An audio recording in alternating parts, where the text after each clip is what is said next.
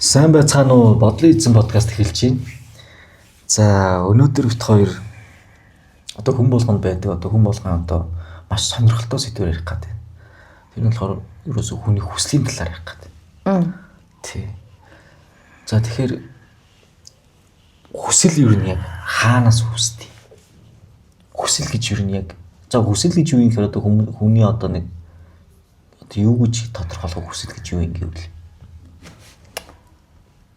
хүсэл гэдэг чинь оршихуйн хувь штэ.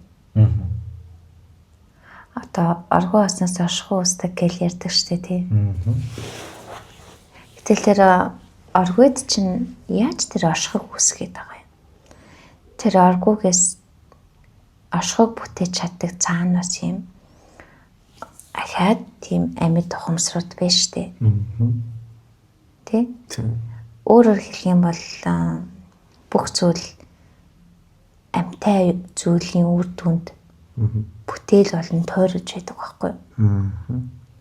Одоо санаандгүй зүйл гэж байдгүй гэдэг шиг амьгүй зүйл гэж байхгүй. Бүх зүйлс амьтай.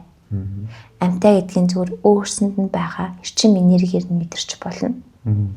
Гэтэл зүгээр энгийн байгаа энэ шороо чулуу цаас тий ширээ сандал энэ яаж амьтай юм? Эчин дандаа энэ байгаль ихээс олборлож авсан тий энэ элементүүдийг нэгдэл болгон хувиргацсан тэр зүйлийг л та нар өнөөдөр хэлбэр дүрсийг нь хувиргаад хийм шин чанарыг нь өөрчлөөд тий янз бүрийн нэгдлүүдийг хооронд нь уралдуулад энэ болгоныг чинь ингээд нэг бүтэц болгон өөрчлөөд шинэ материал гаргаж авлаа гэж суугаад байгаа болохоос биш ухта та нар энийг хаанаас бүтээсэн юм? Дэлхийгээс байгаль бишгээс л авсан. Тэгэхээр амьтай л гэсэн үг тий. Тэгэхээр амьтай. Тэгэхээр хүсэл хаанаас үүсээд байгаа хүсэл? Хүсэл за та нар томоор ярих юм бол тэр амьтай болгоноос үүсдэг. Тэгэхээр одоо дэлхийн байгалаас үүсэж гэсэн үг шүү дээ тий. За бүр томоор харах амьтай юм бол болгоос гэхээр ч одоо жишээ нь оргуу хооснаас оршихуй бүтээгдэж чинь цаг хугацаа орон зай гэдэг хуулинд баригдуулаад хайр гэдэг эрчмээр хооронд нь наагаад тий одоо хайр чинь эрчим энерги шүү дээ. Тэнд амь оруулж ийн тэр хайрын эрчмээр. Тэгэхээр энэ хайр шингэсэн бүх зүйлд амь бий. Тэгвэл та нарын одоо энэ дэлхий гэхэл тий дэлхий бүтээгдэхэд дэлхийн энэ их нэгтрал эрчим энерги чинь хайрын эрчмээр л хоорондоо холбогдсон байна шүү дээ. Тэгжээ чинь ингээ хоорондоо одоо нэгтаршиж одоо таталцаж гэж юм. Та нарын таталцал гэдэг чинь хайр шүү дээ. тийм. Хүмүүс хайрыг ингээд нэг одоо зөвхөн амьтай зүйлсээс гардаг гэж бодоод амьтай амьгүйгод бүгдийг ялгаад байгаа нь үгүй байхгүй юу? Тэгвэл энэ одоо таталцлын эрчим гэдэг чинь хайр юм бол үүгээр бүтсэн бүх энэ материалын зүйлс хайр. Энэ хайраар та нар тэжээдэж та нарын энэ бүтэц бие чинь энэ эрчим энергээр нь амьдэрдэг. Тэгээ та нар хүннээс жишээ нь хайрыг мэдэрнэ гэдэгт нь тэр хүний сүнсний бүтэц, биеийн бүтэц тий тэр хүний одоо оюун ухаан, сэтгэл, амьд гэдэг амийг тээж авч байгаа. Энэ эрчим энергиээс нь та нар хайр хүртэж штэ. Тийм байна. Тэгэхээр одоо бид нар чи ойлгох болохоор тэгэхээр бид нар өөрсдөө л одоо энэ хүслийг одоо хүнээс л гараад байна гэж ойлгоод байгаа шүү дээ. Тэгсэн чинь үгүй дээ. Тэр одоо томор ярил энэ бүхнийг бүтээгчээс хүсэл гардаг юм. Одоо хүний бүтээгчээс гэсэн үг тийм. Хүний амийг бүтээгчээс гэсэн. Сүнсийг бүтээгчээс. Тийм. Бүтээгчийн чадамжаас.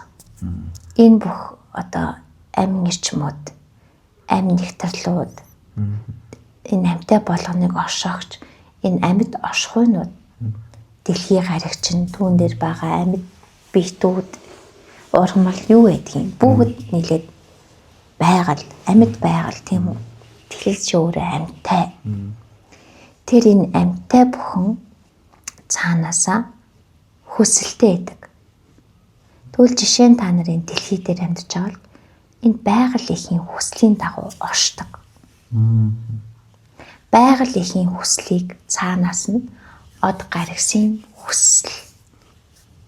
Тэр од гаргисын хүслийг цаанаас нь ортой оргүй холбоос хүслүүд. Тэр оргүйг цаанаас нь оршихуй бүтээгчийн хүсэл гих мэтчлэн ингээд хүслийн маш олон үе шатууд. Хамгийн дээд хүслийг хэн хүсэж байна? Юу хүсэж байна? Тэр та нарт бүгдэнд нь дам дамаар ташраараа нөлөөлдөг.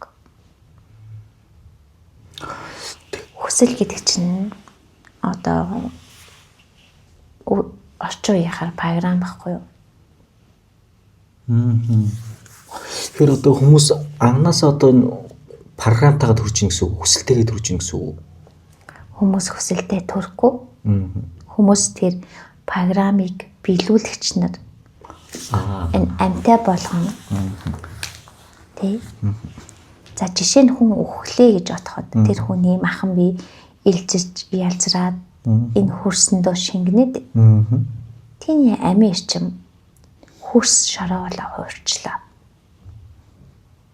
Биеийнх нь түүгээр нь амьтад хооллоо. Тэр одоо эрчмээр нь тэтгэгдээд амьдарч штэ.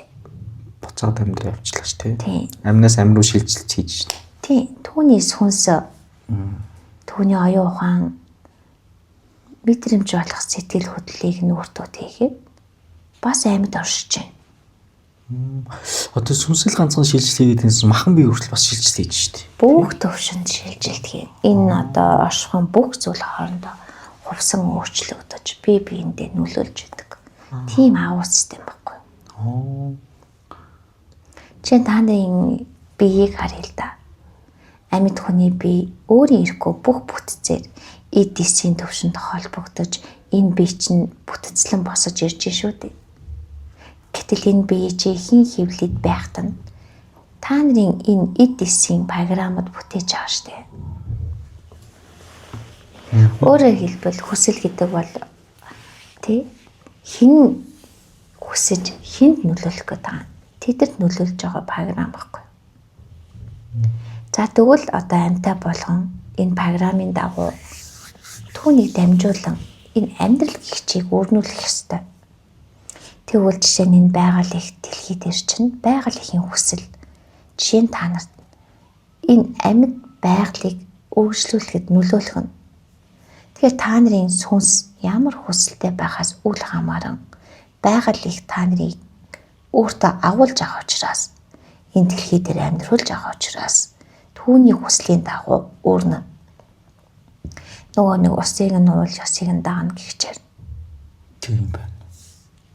Тэгвэл та нарын энэ хүсэл гэж төрөөд байгаа энэ зүйлс яагаад хүн болгонд өөр өөрөөр төрөөд байгаа юм? Гэтэл байгаль их цаанаасаа нэг л програмаар явж байгаа шүү дээ. Тийм уг нь бол тийм тийм. Гэтэл яагаад тэрийг авч байгаа хүн болгон энэ хүслийг хувиргаад өөр хүсэл хүсээг яваад байгаа юм? Харин одоо бодлоос хувираад байна уу? Нэгдүгээр байгаль ихийн хүсэл та нарын сүнсэнд хүртэгдэнэ. Сүнснээс та нарын махан биеэр дамжаад та нарын ил ертөнцөд буу. Тэгэхээр энэ үед та нарын энэ амьдрал гихч зүйлд амин хамгаалж энэ сүнслэг орон зайг энэ биендээ авч явахын тулд оршиж байгаа түүнийг хамгаалагч айцын одоо систем хамгаалтууд байдаг. Тэрийг та нар жижиг бие эго гэж хэлж шүү дээ. Тийм. Тэр хүчин хувьсан орж ирнэ. Сүнсний цэвэр хүсэл сүнсний энэ дэлхий дээр амьдардаг хэмжээс болгоноор хувиран орж ирсээр байгаад эцэст нь та нарын айцын суурин дээр хувирсаар л ороод ирнэ гэсэн үг. Яг сүнсээрээ болоод цэвэр хүсэл болчиход байна шүү дээ. Тийм сүнснийхэн дээр дээд ухамсар. Энэ байгаль ихийн ухамсыг цэврээр нь байж авдаг ухамсар гэж би түүгээр бол яг цэвэр хүртэгдээд доошоо хуурчлаа. Тэгээд та нарын энэ амьдралд авсан айдас бүрээр та нарын сүнсний одоо хүсэл хуурч орж ирээд өөрөөр хэлбэл та нэг 10 айдастай хахад таны 10 айдасын юунаас айдгаас үл хамааран бүрэн хамааран тэр хүсэл хууран орж ирнэ. Одоо тэгэхээр цэвэр сүнсний хүсэл гэхээр одоо бидний ойлголтоор одоо хамгийн энгийнээр жамын дагуу гэж ойлгож болох уу? Ямар ч айдасгүй хүсэл. Айдас шингээгүйгээр. Айдас шиг. Тэр цэвэр хүсэл. Хэрвээ одоо бид нар чинь нүл айдас байгаа шүү дээ. Тийм. Тэгээд тэр айдсаараа энэ хүслийг гаргахаар та нар айдсан дундаа л цаашаа айдсын ертөнцөө өөрчлүүлээд энэ доод давтамжиндаа амьдраад байгаа юм шүү дээ. Тийм байна. Гэтэл за одоо байгаль чинь энэ айцын хэмжээсийг сэгцэлж дээд хэмжээс деваж мэд амьдрахыг хүсэж байна. Тийм. За энэ үед яах юм? Мэдээж энэ их айцыг цэвэрлэх хэрэг гарна да. За энэ айц цэвэрлэх гээд ороод ирэхэд цэвэрлэгийн систем цэвэршүүлж явлаа. Байгаль их юм байграа. За энэ жишээ нь хүүтэн сэтгэлтэй хүн энд одоо хохирол учруулахдаа ямар сэтгэл хөдлөлгүй зөвхөн өөрийн тэр дотоодоос үзэн ядах устгах гэдэг ийм одоо өгдөл хамгаалтын системтэй хүнд тэр айдас хүрдэг тэр хүсэл хүрдэхээр хувираад хүн алах хүсэл алан хядах хүсэл дайн тулаан гаргах хүсэл хүн зовоох хүсэл тамлагчийн дүрээр жишээ нь орж ирж штэ. Тэгээд тэр хүслийн дагуу энэ дэлхийгээс өөрийн дотор нь мэдрэгдэж байгаа айдсыг ижил хэмжээгээр агуулсан хүмүүсийн өөрөнд таталцлаараа олж очоод тэгээ хороож байгаа юм. Гэтэл та нар шиг ийм сүнслэг хүмүүст энэ хүсэл нь яаж очих вэ гэхээр энэ дэлхийг айцаас нь авран айцаас нь хамгаалж түүнийг цэвэршүүлэхийн тулд та нар сүнсний сэрэлт ухамсарын гэгээрэл энэ дэлхийн ертөнцийн доод давтамжийн эрчим энергийг өөрийн сүнсний дээд ухамсар энэ байгалийн жамын дагуу мэдэрч одоо эрчим энергийн хувьслыг нь хийж байна шүү дээ. Бохор эрчмийг эерэг хайрын эрчим болгон хувиргаж бүр болохгүйг нь өөрсдийн сүнсээр саруулан цэвэрлэж буцаагаад хувиргаж гаргаж байна шүү дээ. Тэгвэл энэ бол ийм хүмүүсийн хувьд бол тэр чигтээ энэ их дэлхийг авран хамгаалах хүсэл болж хувирна. Гэтэл малчин хүнд энэ яаж очих вэ гэхээр өвчтэй малуудыг одоо байгалийн шалгалыг давж чадахгүйг нь мэдж байгаа учраас тэдгэрийг одоо боловсруулж арьс ширийг нь зарж одоо мах шүүлийг нь идэхгүй байлаач гэсэн түүнийг нь ашигтай болгож эсвэл ангааж одоо байгалийн шалгал гэдэг ч одоо ийм олон янзаар явж шүү дээ. За эсвэл одоо Жон хүртэл тэр өвчтэй гэдэг чинь генд нь өөрчлөл орчихсон. Тэр айцын гिचмийг өөрсөндөө ихээр агуулад төрсөн. Эсвэл дэлхийн энэ хорт байж болохгүй зүйлийг идэж ууж хорцсон ч юм уу тийм ээ. Тэр зүйлсийг нь мэдрээд устгаж байгаа юм. Та нар ч гэсэн ийдсэн ууснаа цэвэрлээд энэ биендээ шингээгээд үлдснийг нь гаргаж биеийн эрүүлжүүлж цэвэршүүлж байгаа үстэй. Яг энтэй ч адилхан ингээд хүн болгонд тухайн хүний өгдөл гацалд давтамжийн энергиэс нь хамаарат бүгд хувьсан очих нь шүү дээ. Тийм байна. Тэгэхээр энэ байгалыг чинь амьдрахын тулд та нараар дамжуулан амьдраад байгаа юм. Амьтаа болгоноор. Та нар амьтайч гэсэн энэ гэр орныхоо эрчим энергийг өөрсдийнхөө амиар хувиргаж байгаа үстэй. Тийм. Энэ хан дуурга, энэ хийвэс шаланд чинь та нарын эрчим шингэж түүн дотор байгаа энэ нарийн деталь одоо элемент хэсгүүдийг нь чичрүүлэн эрчмээрэн дүүргэн амь оруулж байгаа үстэй. Тэгж байгаа. Эзэнгүй айл ямар байдаг вүлээ? Ямар ч юм уу те. Энэ биеийн нэг оршиж байгаа бол ядаж тэнд дотор эзэн байгаа нь мэдэгдэг үстэй. За гих мэтчлэн бүх зүйл ингэж одоо дээд хөслүүдийн дагуу доод одоо эрчим энергиудыг авч амьдрахсаад биелүүлж явдаг. Тэгвэл магадгүй хүн өөрөн их байгалийнхээсээ илүү өндөр хэмжээсэд очие. Энэ дэлхийн байгалыг түүнийг өөртөө агуул хэл та. Тэгж тамарч болно шүү дээ. Ухамсар мэдрэмжээр. За тэр цагт байгалийн хүслийг тэр хүмүүний хүсэл шийднэ гэсэн үг.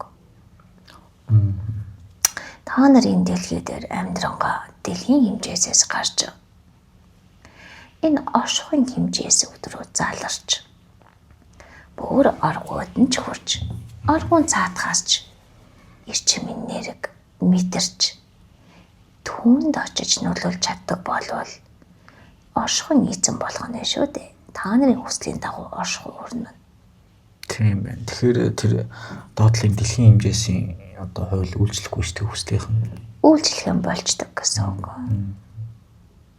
Жишээ нь зүгээр амьдрал дээр ярихад за та энэ улсын ерөнхийлөгч. Тэгээд та одоо өөрийн доор улсын энэ хурлын гишүүдийг удирддаг байлаа гэж төсөөлье. Таны одоо хаанд засварлаж юм шүү дээ.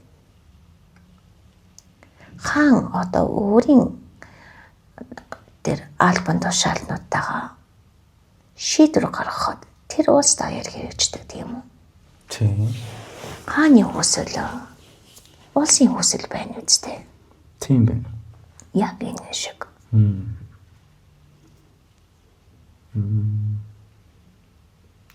Одоо өөр хүүхдүүд жаахан байхад эцэг эхийн хүсэл тэдний хүсэл болж орж байгаа шүү дээ.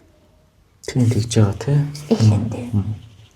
Сүүлдээ өөрсдийн бие хүний онцлогон болоод тэднийг энэч хайлж хүндэлж орон зайг нь өөрсдөнд нь өгөх юм бол тэдний хүсэл эцэг эхийн хүсэл шингээ болчихж байгаа юм. Би дааж хүслийн одоо гүйцэлдүүлж амьдрах боломжтой болж байна. А гэтэл тэр хүсэл нь дээрээс нь ирж байгаа ах нь шүү дээ. За энэ мэдчлэн бид хүслийн болоо шүү дээ. Тийм биш үү? Тэгээд өөрсдөө хүслийн төрсөн хүслийн удирдах чадахгүй хүсэл болгоно биелүүлээдгүй гэдэг. Та танд хүсэл төрүүлэх юм бол одоо хүсэлд одоо хязгаар байхгүй байх юм шүү дээ. Цаанаасаа. Тийм ээ. Гэтэл та нар айдас шингэсэн хүслээ гүйцэлдүүлээд байвал айцын ертөндтэй бүр айцын бол хүслийн бол ухамсаргүй бол олж байгаа юм шүү дээ. Тэгээд одоо тэгэхээр чи одоо эннээс одоо яаж гарах юм бэ? Айцаасаа салж. За мэдээж айцаасаа салах нь. Цэвэр хүслийг ядаж энэ дэлхийн байгалийн цэвэр хүслийг байж авч сурах хэрэгтэй. Тэхийн тул та нар энэ бүх айдас гацаа төгжээ. Лац ламбон тайлах хэрэгтэй байх нь шүү дээ. Хязгааргүй сэтгэж, хязгааргүй бодож хязгаарланд үл баригдах болсон цагт та нар хүслийн хувьд чөлөөлөгдөж эхэлдэг юм. Жишээ нь сүнсний сэргэлтийн тухай ярив. Сүнс сэрхээс өмнө та нар бүгд боол. Тийм. За боолын одоо давтамжинд боолын ажил хийж боолын хүслээр өөрнөж юм. За тэгвэл та нар сэрлээ. Сүнсэн дээр оршиж эхлэхэд сүнснийхэн хүслийг барьж авдаг болно. Илүү цэвэр, илүү айдас багтай. Өөрийн дотроос гарах хүслийг сүнсний хүсэл гэж байгаа юм. Тийм. Сүнс чинь энэ айцаасан өөрийгөө цэвэрлэж өөрийн дээд мөн чанараараа түүнээс цаана орших амь агуулсан амийн оршихыг тээгч амин чанараараа энэ дэлхий дээр чинь тэр дээд ухамсараа ашиглаж бүтээгчийн өндөр төвшөнд айдасгүйгээр бүх зүйлд нөлөөлдөг тэр өндөр хэмжээст хүсэл өгөх замаар энэ дэлхийд бүтээл төрөх гэдэг шүү дээ. Тэр бүтээгч гэж хин юм. Тэр дээдийн дээд хүсэл төрүүлэгч байхгүй юу? Тийм. Түүний төрсөн хүслийн дагуу энэ дэлхий чинь ажиллаж энэ дэлхийн хүслийн дагуу дотор нь оршогчод өрнөж шүү дээ. Тэгж байна. Тэгвэл та нар бүтээгч болно гэж яриад байна шүү дээ. Их олон төвшөнд бүтээж байгаа үстэй. Хүслийн боолын төвшөнд бүтээн. Хүсэлтэйгээ найзалж бүтээн. Хүслийн эзэн болоод бүтээн. Хүслийн эзэн гэдэг нь таал хүслээ бодоход болдог төвшин шүү дээ. Жинхэнэ бүтээгч төвшин. Тийм ээ. За тэгээд яаж бүтэхийн гайхаад ахгүй та энэ дэлхийн амьтаа болгоныг үйлдэрдэж бүтээгнэ шүү дээ. Гэтэл энэ төвшин хүртэл цэвэршгээд та бүх доод төвшнөөс салсан байх учраас бүр нь төлөвшөж, бүр нь тэнцвэрж иж өөрийн тэр сүнсний дээд ухамсарын төвшөнд очиход түүний хүлээж байгаа ухамсар мэдрэмж таныг угтана. Тэрнээс ч та тэнд очиж дураараа гэж дунч өөрөө жирэхгүй. Тийм.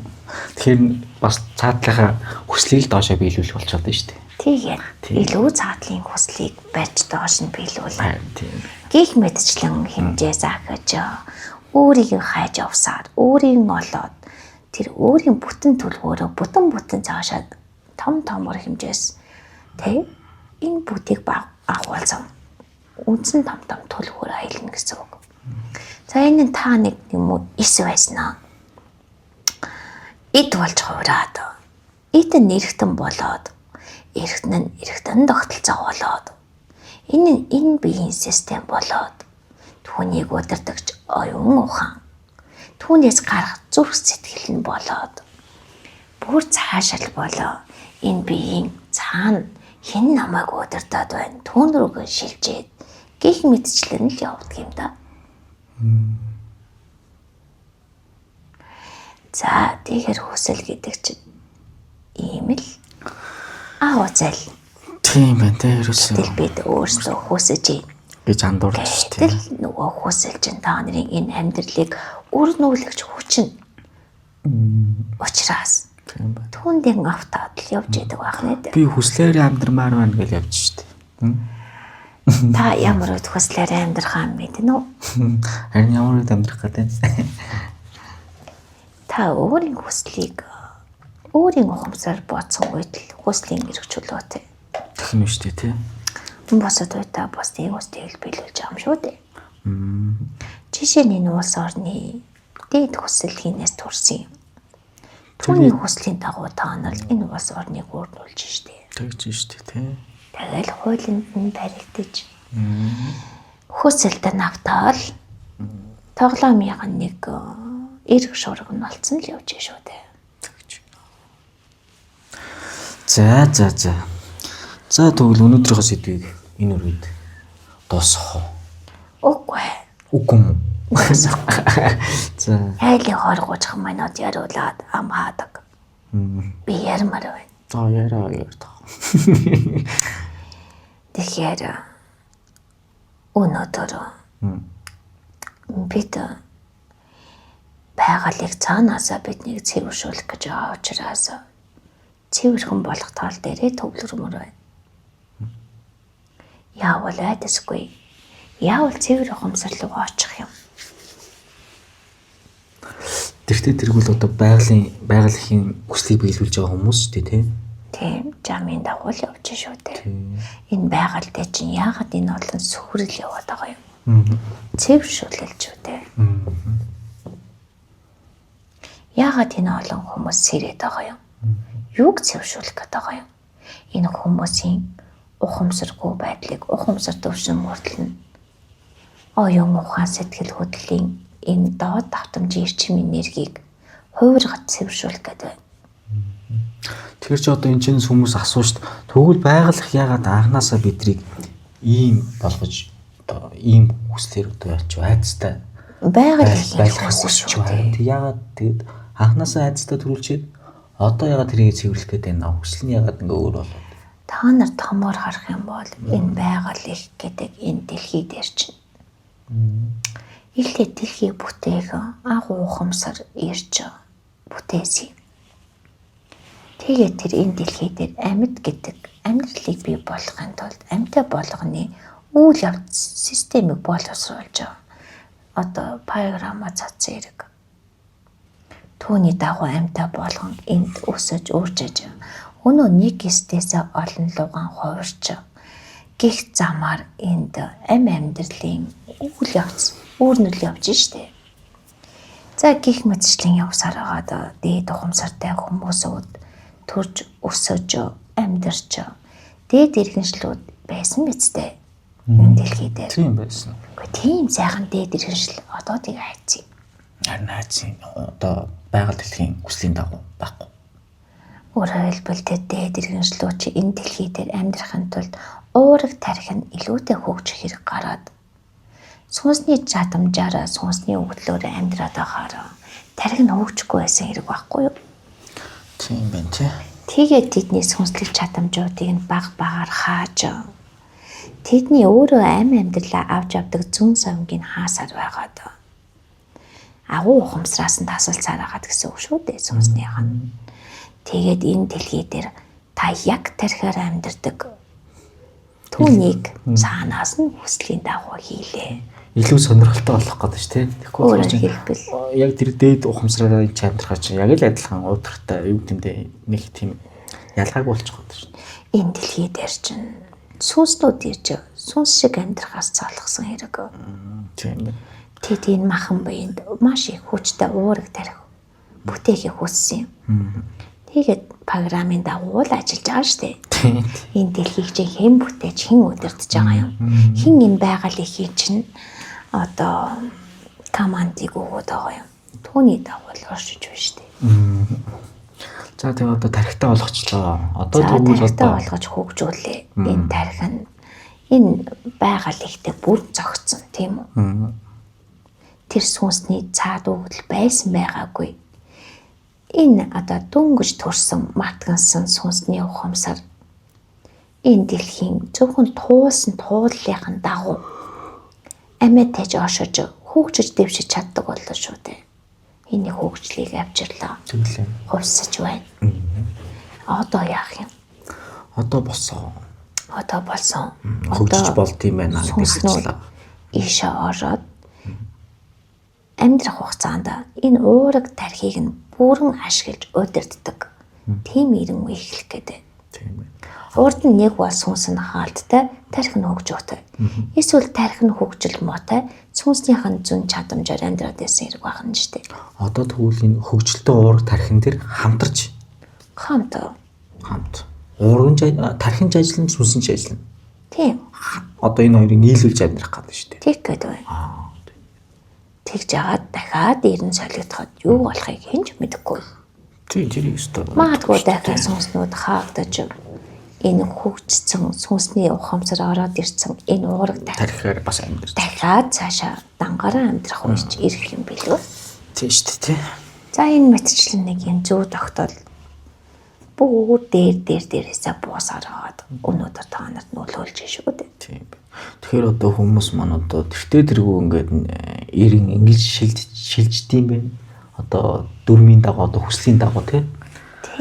Тэгэхээр энэ чинээс нэг одоо цухтаа таавалдах байдаг гэдэг шүү. Тэг яав дээ одоо шинэ нэрэнд хүмүүсийг аль болох айдасгүй сүнсээрээ хошиж орж ирдэг. Одоо биднээс орсон мэдсэн энэ мэдлэг чадамжийг сүнс ашиглаж улам хөгжүүлж сүнсний удирдлагаар юулагдсан ийм амьдрал эхлэх гээд тийм учраас хүчтэй цэвэршүүлж явагдаад бид нэр айцтайгаа улам нүүр туулах шаардлага гараад хүн болгон өвдгийн дээр өвдөж. Энэ дэлхийн ертөнд чинь хувьсган дээр хувьсаж өөрчлөгдөд байна шүү дээ. Үүнийг л дагахад болов. Тийм ээ. Жамын дагуу явна гэдэг нь дээд хүслийн дагуу явхад та нар илүү хүчтэй, илүү зөнтэй, илүү мэдрэмж өндөртэй бүтээгч хүчээр амьдардаг учраас зовж иш жаргаж амьдрах гэдэг шүү дээ. Жамаас хазаасан айдсандаа хүчтэн авцсан цэвэршүүлтийг мэдрэхгүй байдгаараа одоо байж байгаа нөхдүүд зовлонгоо сүулдэ дийлхэн болоод зовлон болгоно нь хүчтэй тулаад ирэхийн алдад нэг бол бууж өгнө арчигдана. Нэг бол туулахаас өөр замгүй болоод өөрийн дотоодод сүнс нь бүр хүчтэй сэрж туулах илүү хурдтай даван туулах ёстой болно. Энийг нь бид сүнсний шахаа гэж нэрлэдэг. Тэр илүү хэцүү одоо хурдтай маш хурдтай болно одоо. Нэг дор маш их хүчтэй үүрнэл үйл явц зовлон тэр болгоныг даван туулах гадал яста маргааш гэ хойшлуулсаар маргаашийн дараах маргаашд живсээр байгаад эцэст нь амин дээр нь тулаад ирэхийн алдаад арга буюу амиа хамгаалахын тулд хөвс яадаг юм гээд. Тийм ээ. Тийм хүмүүс илүү зовлонтой аргаар хийдэг заалхуучууд ахгүй юу? Харин тийм одоо тэд нар чинь тэгээд маш их үйлдэл маш их одоо унал босолттой одоо бөөн асуудалтай л үлдэх нь ширтгэн орчихгүй тий. Эртгэн цоггуугаар бариад авбал бүрэн хувьсах болон цаанаасаа бүх юм нээлттэй бүх юм хүслийн дагуу явж байгаа. Ижлэгэн та нар сэрээсээ хэрий өөрсдийн чадвараа сүнсний өгдлүүдийг сэрээ энэ тархитаагаа ижүүлсүүлээд энэ дэлхий дээр хүчтэй амьдрий гэж бодож илээ гэвэл хүсэхэд л хангалттай. Тэгвэл тэр дээд арай дээд хүсэлд очино. Тэр хүслийн дагуу одоо байгаа энэ айдас гацаануудаас ухамсартайгаар л ангижиж эхлэхэд болоо шүү дээ. Тийм байна. За тэгээд л одоо хүсээд байж тэ манайхан. Хиний хүслээр явах уу гэж юу? Хиний хүслээр явах шийдтэй. Тийм байна. Бүтээгч болох юм уу? Бүтээлийн дунд бүтээлийн үрнэлийг гүйцэлдүүлэгч болно олцох юм уу? Өөрсдөө л мэднэ үстэй. Тийм ээ. За босдоо. Болий доо. За тэгээ манай Facebook хуудсыг дагаарай, YouTube сувгийн маань аль болох цааш нь түгэж өгөөрэй. Тэгээд дараагийн подкаст хүртэл баяр таа. За.